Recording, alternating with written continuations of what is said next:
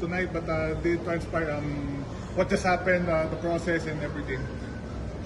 I really don't know exactly what happened, but there was some papers was gonna get that fixed. So I think that was, but they was ready for me to line up and was waiting for me to play. And they was working. I think they was talking about working permit, something like that. They was any Saturday.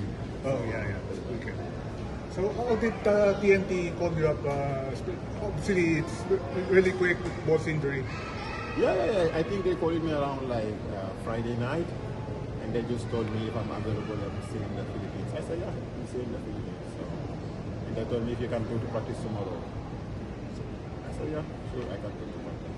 So how was practice yesterday? It was good. It was just a light practice, and since they was preparing for the games, so it was a good practice. For sure, since you've been here, playing as an import in the PBA is probably one of your goals, probably. So maybe you have to wait a little longer. Yeah, I was really excited for it because I was saying that's a great opportunity to show people they can play here. So I was really excited to play this one here. Maybe soon. Hopefully, let's just keep it and keep working out and let's play to see. Malik, despite now TNT having Chris McCullough, will you still join the practice for TNT? Yeah, sure. So since they told me to practice with them, and I'm open to practice with them. So I'm just going to help him and help with the team also. Malik, it's been reported that your naturalization is seems it's okay now.